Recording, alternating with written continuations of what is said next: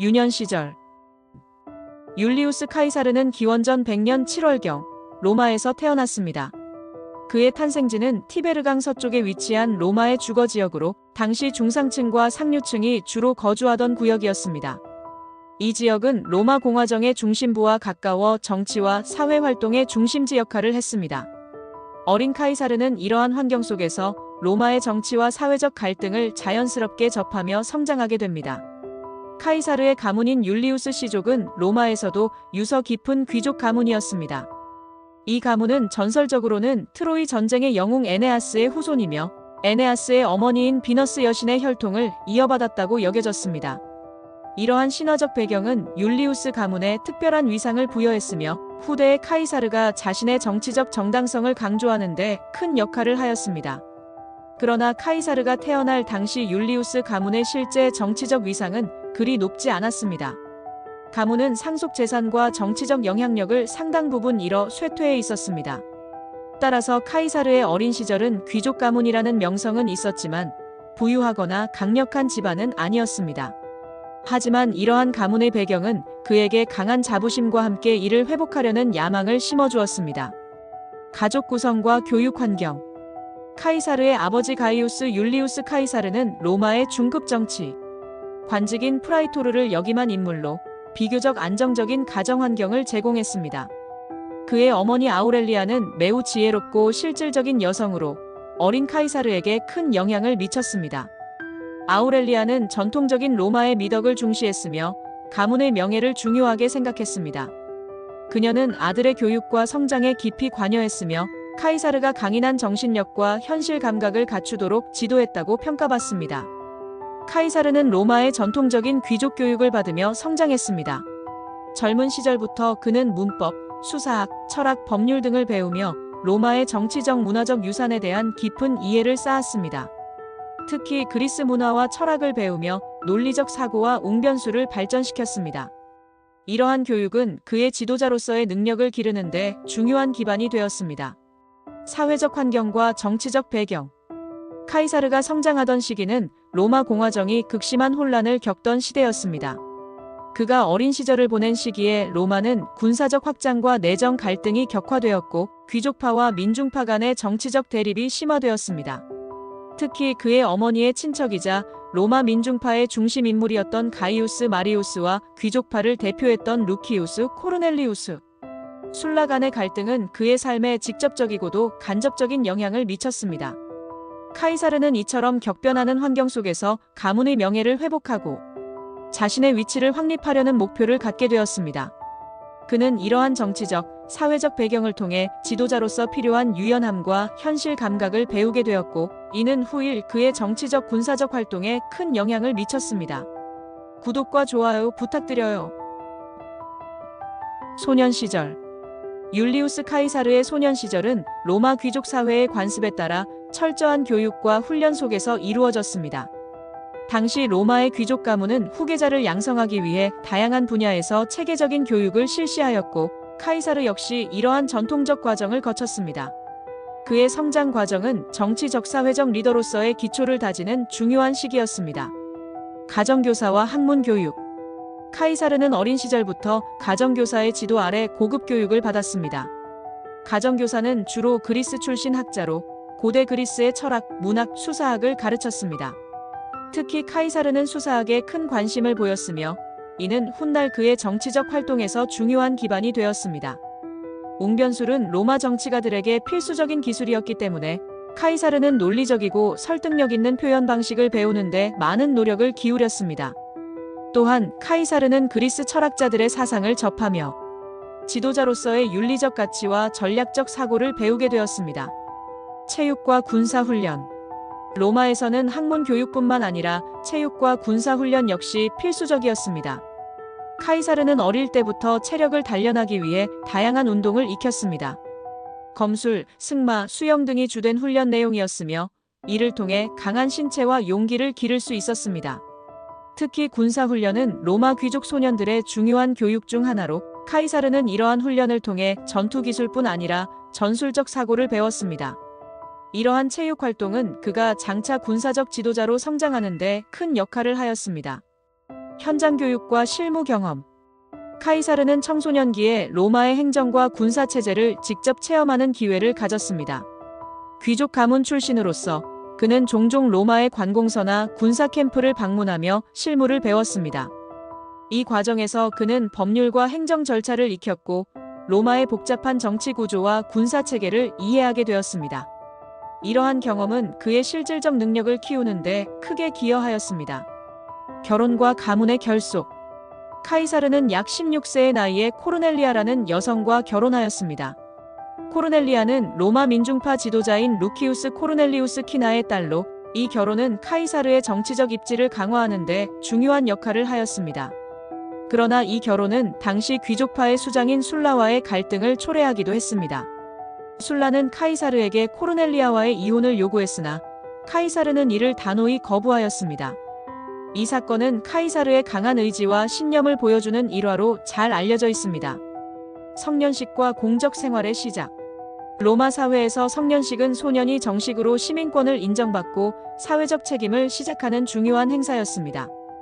카이사르는 약 16세에 성년식을 치렀으며 이로써 로마 시민으로서의 공식적인 의무를 다하게 되었습니다. 성년식 이후 그는 토가 비릴리스라 불리는 성인의 의복을 입으며 공적 활동을 시작하였습니다. 성년식을 기점으로 카이사르는 정치적 활동과 군사적 경력을 본격적으로 준비하였습니다. 이러한 과정은 로마 귀족들에게 필수적이었으며 카이사르 역시 이 전통을 따르며 자신의 역량을 키워나갔습니다. 카이사르의 소년 시절은 학문과 체력, 실무 경험, 결혼을 통해 정치적 군사적 지도자로서의 자질을 키운 시기였습니다. 그의 어린 시절부터 보여준 학습 열정과 강인한 의지는 이후 로마와 세계사에 큰 발자취를 남긴 그의 생애를 예고하는 듯 하였습니다. 청년 시절. 율리우스 카이사르의 청년 시절은 로마 공화정의 정치적 혼란과 맞물려 극적인 사건들로 가득했습니다. 그는 이 시기에 여러 위기를 겪으며 강한 생존력과 정치적 기민함을 갖추게 되었습니다.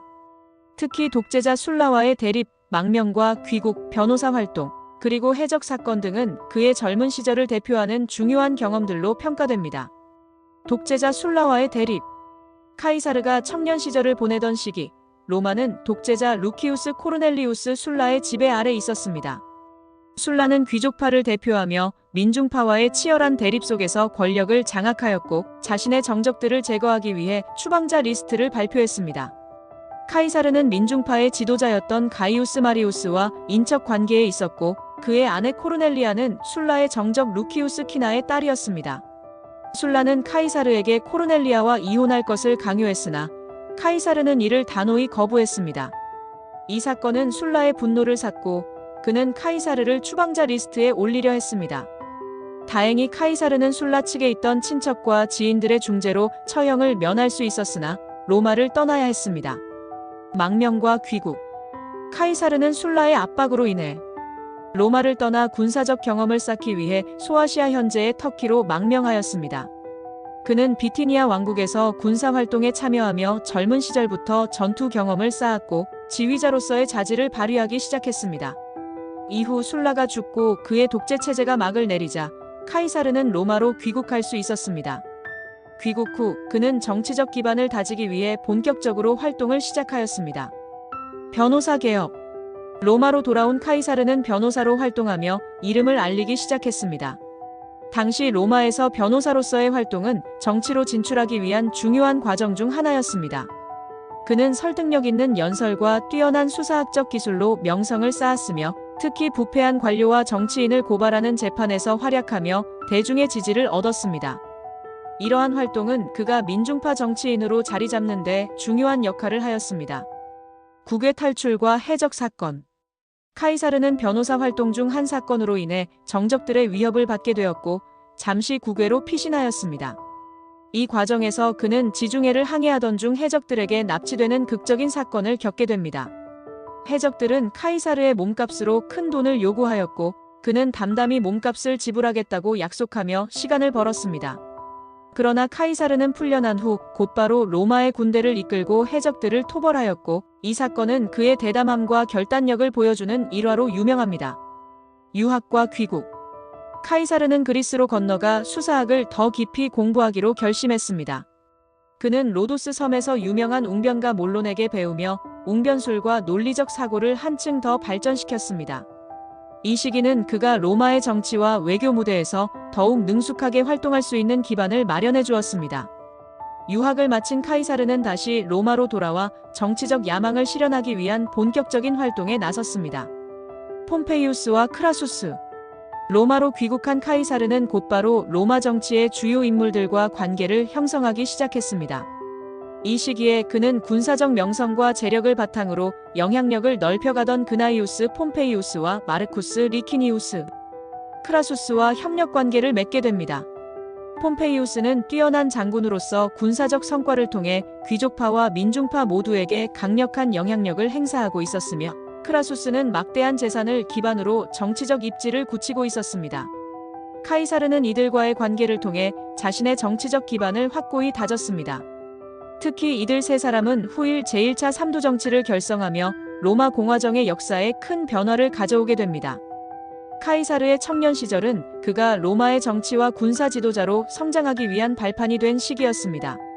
수많은 역경과 경험을 통해 그는 대담한 결단력, 뛰어난 웅변 능력, 그리고 정치적 유연성을 갖추게 되었으며, 이는 그의 생애와 업적의 중요한 밑거름이 되었습니다. 장년 시절. 율리우스 카이사르의 장년 시절은 그가 본격적으로 로마의 정치 무대에서 두각을 나타내는 시기로 그의 정치적 재능과 야망이 빛을 발하는 출발점이 되었습니다. 이 시기 그는 로마의 정치 구조를 혁신하기 위해 도전했으며 다양한 방식으로 자신의 입지를 다졌습니다. 출발점과 선언. 장년기에 접어든 카이사르는 자신의 정치적 야망을 구체화하기 위해 과감한 결단을 내렸습니다. 그는 기존의 귀족 중심의 정치 체제에 맞서 민중파로서의 입지를 다졌으며 이를 통해 대중의 지지를 얻고자 노력했습니다. 카이사르는 로마 정치의 변화를 선언하며 자신의 정치 활동을 본격적으로 시작했습니다. 이 과정에서 그는 타협보다는 강력한 추진력을 바탕으로 자신의 뜻을 관철하고자 했습니다. 폼페이우스의 대두. 카이사르가 정치 활동을 시작할 무렵 폼페이우스 마그누스는 로마에서 이미 가장 강력한 인물 중 한 명으로 떠올랐습니다. 폼페이우스는 동방 원정을 통해 군사적 명성을 얻었고 귀족파와 민중파 양측에서 지지를 받을 정도로 정치적 입지가 단단했습니다. 카이사르는 폼페이우스와의 관계를 신중하게 관리하며 그와 협력하기도 하고, 때로는 경쟁 관계를 형성하며 자신의 정치적 기반을 확장했습니다. 안찰관 취임과 37세에 출세하기 시작하다. 카이사르는 기원전 65년 37세의 나이에 안찰관으로 취임하며 로마 정치계에서 본격적으로 주목받기 시작했습니다. 안찰관은 로마의 공공시설 관리와 축제 주관을 맡는 직책으로 카이사르는 이 직위를 활용해 대중의 지지를 끌어모았습니다. 그는 화려하고 대규모의 축제를 개최하며 민중의 관심을 사로잡았고, 이러한 활동은 그의 정치적 인기를 높이는 데 크게 기여했습니다. 최고 제사장으로서의 역할. 기원전 63년 카이사르는 로마의 최고 종교직인 폰티펙스 막시무스에 선출되었습니다. 이는 단순히 종교적 권위를 가지는 것을 넘어 정치적 영향력을 확대할 수 있는 중요한 자리였습니다. 그는 치열한 선거전 끝에 이 직위를 차지하였으며 이를 통해 로마 시민들과 종교적 정치적 연결고리를 강화하였습니다. 카이사르가 최고 제사장에 오른 것은 그의 정치적 지략과 설득력이 얼마나 뛰어났는지를 보여주는 사례로 이후 그의 활동에 있어 강력한 권력 기반이 되었습니다. 반체제 활동의 첫걸음. 카이사르는 귀족 중심의 로마 정치 체제에 반기를 들며 민중파를 대변하는 정치인으로 활동하였습니다. 그는 대중의 지지를 기반으로 권력층에 도전하였으며 이 과정에서 과감한 정책과 연설을 통해 자신의 입지를 강화하였습니다.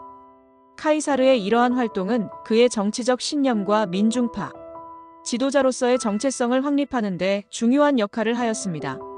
카틸리나 역모 사건.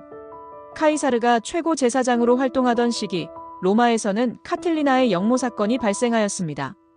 카틸리나는 로마의 귀족파에 불만을 품은 세력을 규합해 정권을 전복하려 했습니다. 카이사르는 이 사건에서 민중파의 입장을 대변하며 역모 가담자들에게 동정적인 태도를 보였고, 이는 귀족파의 강한 반발을 불러일으켰습니다. 카이사르의 이러한 입장은 민중 사이에서 그의 명성을 높였으나 귀족파와의 대립을 더욱 심화시키는 계기가 되었습니다. 이 사건은 카이사르의 정치적 노선이 분명히 드러난 사례로 이후 그의 정치적 행보에 중요한 영향을 미쳤습니다. 위대한 폼페이우스 마그누스. 폼페이우스는 동방 원정 이후 막대한 부와 군사적 성공을 바탕으로 로마의 강력한 지도자로 부상하였습니다. 카이사르는 폼페이우스와의 관계를 전략적으로 활용하며 그의 영향력을 통해 자신의 정치적 입지를 넓혀갔습니다. 이 둘의 관계는 협력과 경쟁이 공존하는 복잡한 형태를 띠었으며 이는 훗날 제1차 삼두 정치로 이어지는 중요한 배경이 되었습니다. 스캔들과 카이사르와 여자. 카이사르는 매력적인 외모와 뛰어난 웅변 능력으로 여성들 사이에서도 인기가 많았습니다. 그는 여러 스캔들에 휘말리며 대중의 주목을 받았는데 이러한 사건들은 그의 정치적 이미지에도 영향을 미쳤습니다. 카이사르의 여성 관계는 그의 개인적 매력을 부각시키는 한편 정치적 연대와 동맹을 맺는 수단으로 활용되기도 했습니다. 특히 그는 유력 귀족 가문과의 결혼과 연애를 통해 자신의 정치적 기반을 확대하려 하였으며 이러한 전략은 그의 권력 확대 과정에서 중요한 역할을 했습니다. 카이사르와 돈. 카이사르는 젊은 시절부터 막대한 빚을 지면서도 과감한 투자를 이어갔습니다. 그는 정치 활동과 대중 행사에 아낌없이 자금을 쏟아부었으며 이를 통해 대중의 지지를 얻었습니다. 그러나 이러한 활동은 그를 경제적으로 궁핍하게 만들기도 했습니다. 카이사르는 마르쿠스 리키니우스 크라수스와의 동맹을 통해 이러한 경제적 문제를 해결하려 하였습니다. 크라수스는 로마에서 가장 부유한 인물로 카이사르에게 경제적 지원을 아끼지 않았습니다. 이러한 관계는 단순한 재정적 지원을 넘어 정치적 협력으로 이어졌으며 카이사르가 권력을 확대하는 데 중요한 역할을 하였습니다. 카이사르의 장년 시절은 그의 정치적 야망과 전략이 본격적으로 발휘된 시기였습니다. 그는 대중의 지지를 바탕으로 기존 체제에 도전하며 로마 정치 구조를 혁신하고자 했으며 이를 위해 다양한 방식으로 자신의 입지를 넓혀갔습니다. 이러한 과정은 그가 로마의 지도자로 자리매김하는 데 중요한 밑거름이 되었습니다. 중년 시절. 중년의 카이사르는 로마 정치의 중심 무대로 화려하게 등장하며 자신의 야망을 본격적으로 실현하기 시작했습니다. 그는 탁월한 정치적 전략과 대중적 지지를 바탕으로 로마 공화정의 판도를 뒤바꾸는 데 결정적인 역할을 하였습니다. 마흔에 일어서다. 카이사르는 마흔이 되던 해 정치적 기회와 도전을 동시에 맞이하며 로마의 권력 구조 속에서 중요한 전환점을 맞았습니다. 그는 안찰관과 최고 제사장, 법무관 등 주요 직위를 차례로 거치며 정치적 기반을 다졌고 특히 대중적 인기를 바탕으로 귀족파와 민중파 간의 갈등 속에서 민중파의 중심 인물로 떠올랐습니다. 이 시기 카이사르는 더 이상 주변 인물이 아니라 로마 정치의 중심에서 중요한 결정을 이끄는 지도자로 자리 잡기 시작하였습니다. 그의 강력한 카리스마와 설득력 있는 연설은 대중을 열광시키며 그의 정치적 입지를 단단히 했습니다. 삼두 정치의 탄생. 기원전 60년 카이사르는 정치적 동맹으로 알려진 제1차 삼두 정치를 결성했습니다. 이는 카이사르가 그나이우스 폼페이우스 마그누스와 마르쿠스 리키니우스 크라수스와 손을 잡은 결과로 각자가 가진 영향력과 자원을 결합하여 로마의 정국을 주도하기 위한 전략적 연대였습니다. 폼페이우스는 군사적 명성과 대중적 지지를, 크라수스는 막대한 재력을, 카이사르는 정치적 전략과 민중의 지지를 제공하며 삼두 정치는 로마의 권력 구조를 재편성했습니다. 이 협력 관계는 서로의 약점을 보완하고 공통의 목표를 이루기 위한 것이었지만 동시에 각자의 야망이 얽힌 복잡한 관계로 전개되었습니다. 집정관 취임과 농지법 제정. 기원전 59년 카이사르는 집정관으로 취임하며 로마의 최고 행정관직에 올랐습니다. 이로써 그는 본격적으로 자신이 구상한 개혁들을 실행할 기회를 얻었습니다. 집정관으로서 카이사르는 주로 농지법 제정에 집중하였습니다. 농지법은 퇴역 군인과 로마의 빈민계층에게 토지를 분배하는 것을 목표로 하였으며 이를 통해 그는 대중적 지지를 더욱 강화하고자 했습니다. 그러나 귀족파의 강한 반발로 법안 통과 과정에서 큰 어려움을 겪었습니다. 그럼에도 카이사르는 자신의 연설과 정치적 수완으로 법안을 성공적으로 통과시켰습니다. 농지법은 카이사르가 민중파의 지도자로서 사회적 개혁을 추진하고 대중적 기반을 공고히 다지는 데 중요한 역할을 했습니다. 이는 그가 단순히 대중의 지지를 얻는 것을 넘어 자신의 정치적 목표를 이루기 위해 전략적으로 대중의 힘을 활용했음을 보여줍니다. 갈리아 총독. 집정관 임기를 마친 카이사르는 갈리아의 총독으로 임명되었습니다. 갈리아는 당시 로마의 영토로 완전히 편입되지 않은 지역으로 카이사르는 이곳에서 군사적 업적을 쌓을 기회를 얻게 되었습니다. 그는 갈리아 전쟁을 통해 자신의 군사적 능력을 발휘하였고 이를 통해 로마에서의 정치적 입지를 더욱 강화하였습니다. 갈리아에서의 활동은 카이사르의 경력에서 매우 중요한 전환점으로 그는 이 전쟁을 통해 뛰어난 지휘관으로서의 명성을 쌓았으며 로마 정치계에서 더욱 막강한 영향력을 가지게 되었습니다. 갈리아 여행기. 카이사르는 갈리아 전쟁 동안 자신의 활동과 업적을 기록한 갈리아 여행기를 집필하였습니다. 이 책은 단순히 전쟁의 기록을 넘어 카이사르가 자신의 군사적, 정치적 업적을 대중에게 알리고 정당성을 부여하기 위한 선전 도구로 사용되었습니다. 갈리아 여행기는 명확하고 간결한 라틴어 문체로 쓰였으며 독자들에게 그의 전투 전략과 갈리아 지역에서의 활동을 생생하게 전달하였습니다. 이 기록은 대중에게 카이사르의 리더십과 능력을 각인시키는데 크게 기여하였으며 그의 정치적 명성을 높이는 중요한 역할을 하였습니다. 카이사르의 중년 시절은 그의 정치적 야망이 결실을 보기 시작한 시기로 그는 삼두정치와 집정관직, 갈리아 총독직 등을 통해 군사적 정치적 입지를 단단히 했습니다. 특히 대중적 지지와 군사적 성공은 그를 로마의 중심 인물로 떠오르게 했으며 그의 리더십과 전략은 이후 로마 공화정의 구조를 크게 바꾸는 데 기초가 되었습니다. 갈리아 전쟁. 갈리아 전쟁 1년째 게르만 문제. 카이사르가 갈리아 총독으로 임명된 이후 가장 먼저 맞닥뜨린 문제 중 하나는 게르만족의 위협이었습니다. 당시 게르만족은 라인강을 넘어 서쪽으로 이동하며 갈리아 지역의 부족들에게 심각한 위협을 가하고 있었습니다. 갈리아 부족들은 로마의 보호를 요청하였고 이는 카이사르에게 군사적 개입의 명분을 제공했습니다. 카이사르는 민첩한 판단력과 용맹한 전략으로 게르만족의 세력을 약화시키는 데 성공하였습니다. 그는 갈리아 부족들과 동맹을 맺으며 게르만족의 침략을 저지하였고 이를 통해 로마의 영향력을 더욱 강화하였습니다. 특히 그는 이 전투를 통해 갈리아 내에서 로마의 군사적 우위를 확립하였으며 자신의 군사적 지도력을 입증하는 데 성공했습니다. 갈리아 전쟁 1년째. 카이사르가 갈리아에서 군사활동을 펼치던 동안 로마에서는 그의 정치적 동맹인 폼페이우스와 크라수스가 정치적 긴장과 갈등을 겪고 있었습니다. 삼두정치의 균형이 점차 흔들리는 가운데 귀족파와 민중파 사이의 대립이 심화되었습니다.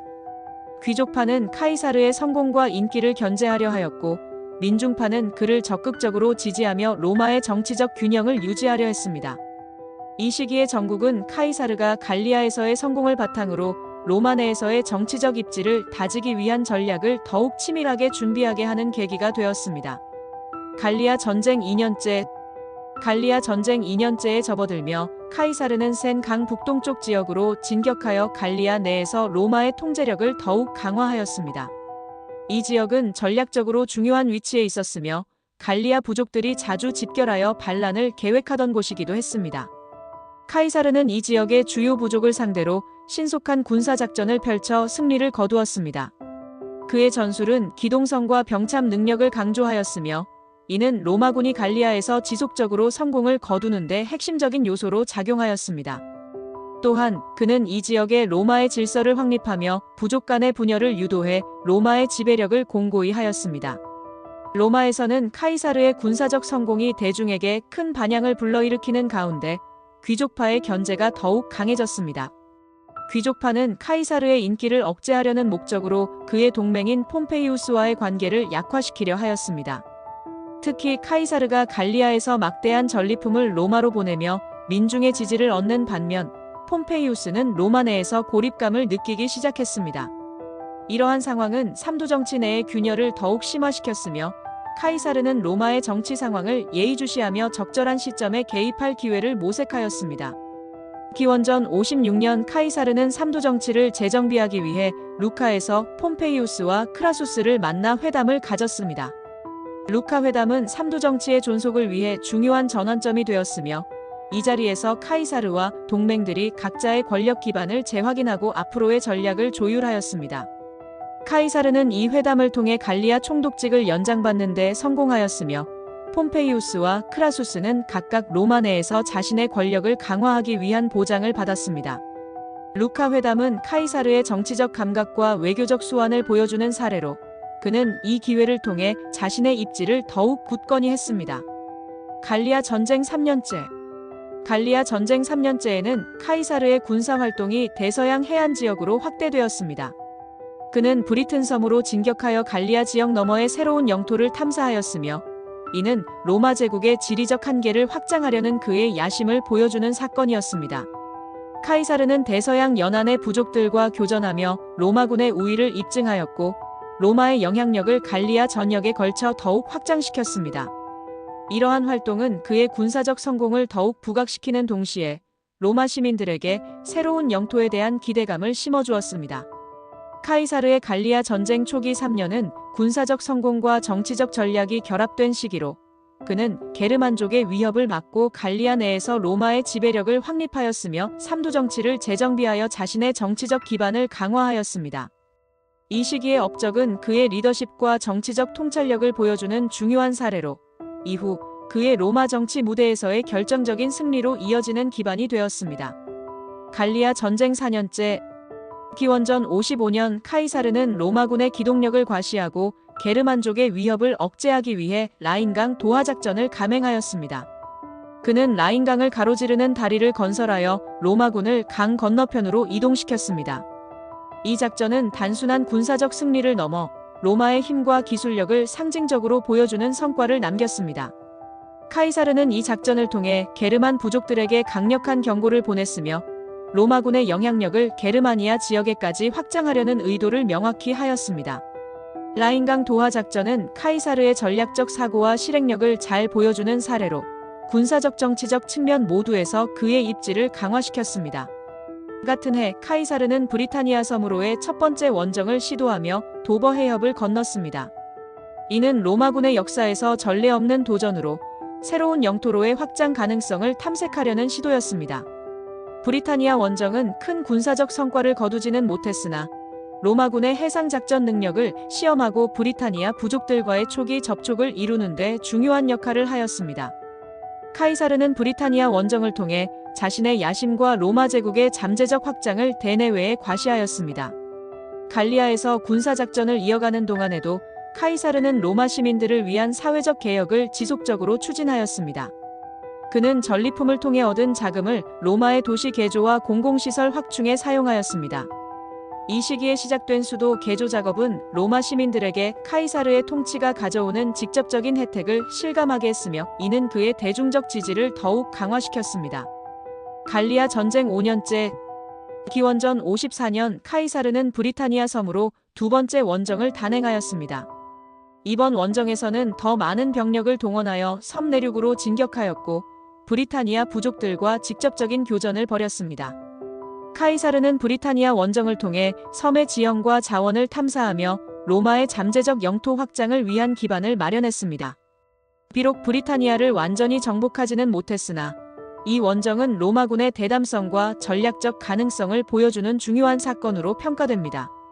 같은 해 겨울 카이사르가 갈리아를 비운 사이에 에브로네스 부족이 로마군의 보급기지를 기습하여 15개 대대가 괴멸되는 참사가 발생하였습니다. 이 사건은 로마군의 방심과 갈리아 내 반란의 위험성을 드러낸 사례로 카이사르는 즉각적으로 이 사태에 대응하기 위해 복귀하였습니다. 카이사르는 남은 병력을 재조직하고 에브로네스 부족을 철저히 진압하며 로마군의 위신을 회복하였습니다. 이 사건은 카이사르에게 군사적 통제와 전략의 중요성을 다시 한번 각인시킨 계기가 되었습니다. 카이사르는 이 시기에 갈리아에서 처음으로 겨울을 보내며 현지 상황을 더욱 세밀히 파악하고 반란의 재발을 방지하기 위한 대책을 마련하였습니다. 그는 갈리아 부족 지도자들과의 관계를 강화하며 로마의 통치 체제를 공고히 하였습니다. 동시에 카이사르는 겨울 동안에도 병사들의 사기를 유지하고 군사훈련을 지속하며 전투준비 태세를 유지하였습니다. 이러한 노력은 이후 갈리아 전쟁에서 그의 군대가 지속적으로 성공할 수 있는 기반을 제공하였습니다. 갈리아에서의 전투가 계속되는 동안 로마 내 정세는 복잡해지고 있었습니다. 크라수스는 파르티아 원정을 준비하고 있었고 폼페이우스는 점차 카이사르와의 관계에서 거리감을 두기 시작하였습니다. 귀족파는 카이사르의 성공과 인기의 위협을 느끼며 그를 견제하려는 움직임을 강화하였습니다. 이러한 상황은 삼두 정치의 균열을 심화시키며 카이사르가 로마로 복귀했을 때 마주하게 될 정치적 도전을 예고하고 있었습니다. 갈리아 전쟁 6년째, 기원전 53년 카이사르는 다시 라인강을 건너며 게르만족의 반란을 저지하기 위한 군사 작전을 펼쳤습니다. 그는 로마군의 강력한 위력을 과시하며 게르마니아 부족들을 효과적으로 진압하였습니다. 이 작전은 로마군이 단순히 갈리아 지역에 머무르지 않고 로마의 경계를 넘어서까지 영향력을 행사할 수 있음을 보여주는 사례였습니다. 카이사르는 이 성공을 바탕으로 갈리아 내에서의 권력을 더욱 강화하였습니다. 카이사르는 자신의 기록을 통해 갈리아와 게르마니아의 문화를 비교하며 로마의 우월성을 강조하였습니다. 그는 게르마니아 부족들의 단결력과 전투력을 높이 평가하면서도 로마의 문명화된 통치 방식이 이들보다 우월하다는 점을 부각시켰습니다. 이 비교로는 단순히 전쟁 기록이 아니라 로마의 정복 활동을 정당화하고 대중의 지지를 얻기 위한 중요한 수단으로 활용되었습니다. 같은 해 크라수스는 파르티아 원정에서 참패하며 전사하였습니다. 이는 삼두 정치의 한 축이 무너지는 사건으로 카이사르와 폼페이우스 간의 관계에 직접적인 영향을 미쳤습니다. 로마는 크라수스의 죽음 이후 귀족파와 민중파의 갈등이 더욱 심화되며 정치적 혼란에 빠졌습니다. 이러한 상황에서 카이사르는 갈리아에서의 전쟁과 로마 내 정치 상황을 동시에 고려하며 신중히 움직일 수밖에 없었습니다. 갈리아 전쟁 4년째부터 6년째까지의 기간은 카이사르가 군사적 정치적 성과를 동시에 거둔 시기로 그는 갈리아 내에서 로마의 지배력을 강화하고 게르만족과 브리타니아 부족을 상대로 중요한 승리를 거두었습니다. 이와 동시에 로마 내에서의 정치적 상황을 주시하며 향후 로마로의 복귀를 준비하였습니다. 이 시기의 성공은 단순한 군사적 업적을 넘어 카이사르가 로마 제국의 새로운 비전을 제시하고 그 실현 가능성을 입증하는 중요한 기반이 되었습니다. 갈리아 전쟁 7년째, 기원전 52년 갈리아의 독립을 꿈꾸던 아르베르니족의 젊은 지도자 베르킨게토릭스가 갈리아 부족들을 결집하여 대대적인 반란을 일으켰습니다. 베르킨게토릭스는 갈리아의 부족들 간의 산재에 있던 갈등을 일시적으로 봉합하며 로마에 대항하는 강력한 연합군을 결성하였습니다. 그는 전투에서 소모전을 채택하며 로마군의 보급로를 차단하는 전략을 사용하였습니다. 이는 카이사르에게 큰 위협이 되었으며 갈리아 전쟁의 가장 어려운 국면 중 하나로 평가됩니다. 갈리아 전역에서 일어난 총궐기는 카이사르의 통치와 군사력에 대한 도전으로 로마의 영향력을 뒤흔들 위험을 내포하고 있었습니다. 갈리아의 총궐기에 직면한 카이사르는 일시적으로 철수를 결정하며 전열을 정비하였습니다. 그는 로마군의 병력을 재정비하고 보급 문제를 해결하며 반격을 준비하였습니다. 카이사르는 이 시기에 신속하고 유연한 결단력을 발휘하며 전쟁의 흐름을 유리하게 이끌 수 있는 전략을 모색하였습니다. 그는 철수를 통해 잠시 후퇴했지만 이내 전투를 재개하며 베르킨게토릭스와 갈리아 연합군을 효과적으로 압박하기 시작하였습니다. 갈리아 전쟁의 전환점은 알레시아 공방전에서 이루어졌습니다. 베르킨게토릭스는 알레시아의 병력을 집결시키고 요새를 구축하며 로마군의 공격을 방어하려 하였습니다. 그러나 카이사르는 전례 없는 이중 포위 전술을 사용하여 알레시아를 완전히 고립시켰습니다. 로마군은 알레시아 외곽에 두 겹의 성벽을 건설하여 내부의 갈리아 병력을 가두고 외부로부터의 지원을 차단하였습니다. 이 작전은 로마군의 조직력과 카이사르의 지휘 능력을 극적으로 보여주는 사례였습니다. 알레시아 공방전은 수개월에 걸쳐 진행되었으며 결국 베르킨게토릭스는 항복을 선택하였습니다. 이 승리는 카이사르의 군사적 재능과 끈기를 입증하며 갈리아 전쟁의 결정적 전환점이 되었습니다. 베르킨게토릭스는 로마로 압송되었고 갈리아 부족들의 저항은 이 승리로 대부분 무력화되었습니다. 알레시아 공방전 이후 카이사르는 자신의 전쟁 기록을 정리하여 갈리아 전쟁기라는 이름으로 간행하였습니다. 이 저서는 갈리아 전쟁의 경과와 카이사르의 업적을 상세히 기술한 기록물로 군사적 전략뿐만 아니라 로마의 정치적 홍보물로도 기능하였습니다. 갈리아 전쟁기는 단순한 전쟁 기록을 넘어 카이사르가 자신을 로마 시민들에게 영웅으로 각인시키는 데 중요한 역할을 하였습니다. 그의 문체는 간결하고 명료하여 로마 시민들에게 쉽게 읽힐 수 있었으며 이는 그의 정치적 입지를 더욱 강화시키는 데 기여하였습니다. 갈리아 전쟁 8년째 기원전 51년 갈리아 전쟁이 사실상 종결된 이후 카이사르는 전후 처리를 통해 갈리아 지역을 안정시키는 데 주력하였습니다. 그는 갈리아 부족들 간의 분열을 이용하여 로마의 통치 체제를 더욱 공고히 하였으며 로마군의 주둔을 통해 질서를 유지하였습니다.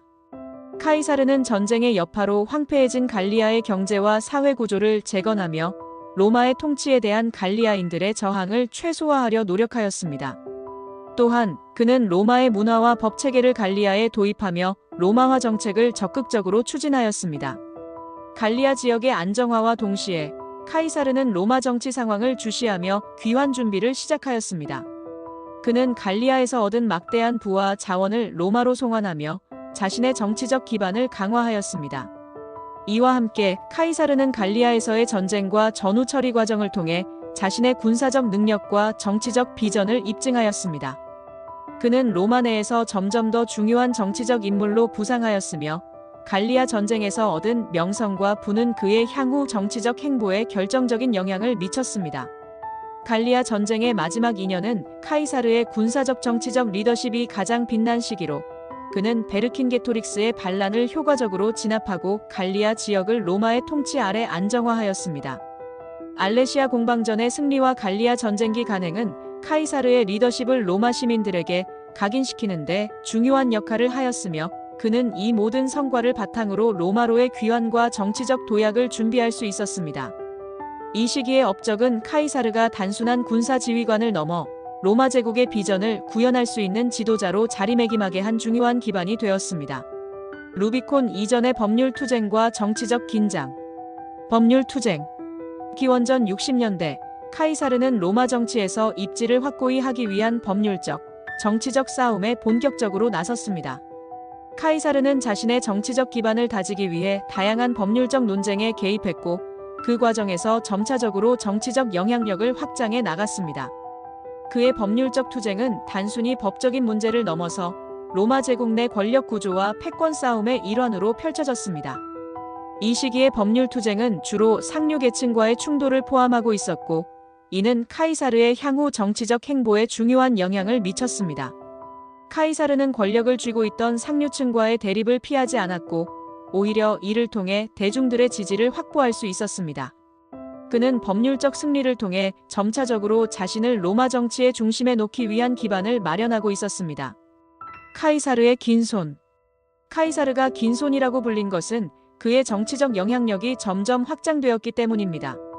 이 용어는 그의 능력과 통제력을 의미하는 표현이었으며 그는 이 능력을 바탕으로 로마 내에서의 정치적 입지를 강화했습니다. 카이사르는 단순히 군사적 승리뿐만 아니라 법률적 정치적 연주를 통해 권력을 축적해 나갔습니다. 그의 정치적 손길은 로마의 법률 시스템과 사회 구조에까지 미쳤으며 이는 그가 로마 정치에서 빠르게 두각을 나타내게 한 이유 중 하나였습니다. 호민관 안토니우스와 정치적 연대. 호민관 안토니우스는 카이사르의 가장 신뢰받는 동료 중 하나였으며 카이사르의 정치적 계산에 중요한 역할을 했습니다. 안토니우스는 카이사르의 정치적 야망을 실현하는 데 있어 중요한 조력자였고 그의 지원은 카이사르가 정치적, 법률적 승리를 거두는 데 큰 도움을 주었습니다. 안토니우스는 카이사르의 법률적 전투에서 강력한 동맹자로서 역할을 했으며 그의 활동은 카이사르의 정치적 입지를 강화하는 데 중요한 역할을 했습니다. 그 당시 호민관직은 원로원의 권위에 맞서는 중요한 정치적 수단이었으며 안토니우스는 이를 통해 카이사르의 정치적 의도를 원활히 실행할 수 있도록 도왔습니다. 카이사르는 안토니우스와의 동맹을 통해 원로원의 권력을 잠재우고 로마 정치에서 자신의 세력을 더욱 확장해 나갔습니다. 두 사람은 원로원과의 충돌 속에서 서로를 지지하며 카이사르가 점차적으로 로마 정치의 중심으로 떠오를 수 있도록 힘을 합쳤습니다. 카이사르의 정치적 연대는 단지 호민관 안토니우스뿐만 아니라 그의 다른 동맹들과도 밀접하게 연결되어 있었으며 이를 통해 카이사르는 점차적으로 로마 내에서 절대적인 영향력을 행사할 수 있었습니다. 원로원 최종 권고. 카이사르가 정치적 기반을 확립하고 성장해 나가자 원로원은 점차 그의 권력의 위협을 느끼기 시작했습니다. 원로원은 그의 급격한 성장에 불안감을 느꼈고 그를 견제하기 위한 여러 가지 방법을 모색했습니다. 원로원은 카이사르의 행동을 불법적으로 간주하고 그의 행동에 대한 강력한 조치를 취하려 했습니다. 카이사르와 원로원의 갈등은 점차 심화되었고 이로 인해 로마의 정치 상황은 매우 불안정해졌습니다. 원로원은 카이사르에게 정치적 압박을 가하면서도 그를 직접적으로 처벌하려는 시도는 꺼려하였고 대신 그의 정치적 활동에 제약을 두려 했습니다. 기원전 49년 원로원은 카이사르에게 로마를 떠나 갈리아로 돌아가라고 권고했습니다. 이 권고는 사실상 카이사르에게 정치적 패배를 강요하는 것이었으며 그는 이를 받아들일 수 없었습니다. 카이사르는 자신의 정치적 입지를 놓고 원로원과의 갈등을 더욱 격화시키며 자신을 향한 정치적 압박을 단호히 거부했습니다. 이 권고가 카이사르의 최종 결정을 이끌어내는 중요한 계기가 되었고 그는 더 이상 로마의 정치적 제한에 머무를 수 없다는 결론을 내렸습니다. 카이사르는 갈리아로 돌아가지 않기로 결심하고 로마로의 진격을 결심하게 되었습니다. 루비콘강 앞에서 기원전 49년 카이사르는 원로원의 최종 권고를 거부하고 루비콘강을 넘기로 결심했습니다. 루비콘강은 로마를 넘어서는 중요한 경계였으며 그 강을 넘는 것은 단순히 물리적인 이동을 넘어서 전쟁을 시작하는 선언과 같은 의미가 있었습니다. 카이사르는 루비콘강을 넘기 전 주사위는 던져졌다라는 유명한 말을 남겼습니다. 이 말은 그의 결단력이 담겨 있는 상징적인 문구로 로마 내에서의 정치적 갈등과 싸움을 끝내고 새로운 전쟁의 시작을 알리는 선언이었습니다. 루비콘을 넘은 카이사르는 로마를 향한 진격을 시작했고 이는 곧 로마 내에서 정치적 혼란과 전쟁을 불러왔습니다. 루비콘강을 넘은 순간 카이사르와 원로원은 전면적인 갈등을 시작하게 되었습니다. 카이사르는 군사적 리더로서 자신의 정당성을 주장하며 정치적 압박에 맞서 싸우기로 결심한 것입니다. 한편 원로원은 그의 도전을 받아들이지 않고 카이사르를 정치적으로 추방하고자 했습니다. 이 전환점에서 정치적으로 충돌하게 되었고 이 충돌은 카이사르의 미래를 결정짓는 중요한 순간이 되었습니다. 카이사르의 선택은 로마 역사에서 가장 중요한 전환점으로 그의 군사적 능력과 정치적 결단력이 중요한 시험을 맞이하게 되었습니다. 주사위는 던져졌다. 주사위는 던져졌다는 카이사르의 결단을 나타내는 상징적인 표현입니다. 카이사르가 루비콘강을 넘었을 때 그는 단지 하나의 강을 건넌 것이 아니라 로마 역사에서의 새로운 장을 열기 위한 결단을 내린 것입니다. 그의 선택은 곧 로마 내전으로 이어졌고 이 내전은 카이사르의 승리로 끝나며 그는 로마의 절대적 권력을 쥐게 되었습니다. 카이사르의 이 결정은 그가 로마의 법률, 정치, 군사적 시스템을 변화시키고 자신만의 권력을 확립하기 위한 마지막 중요한 단추가 되었습니다.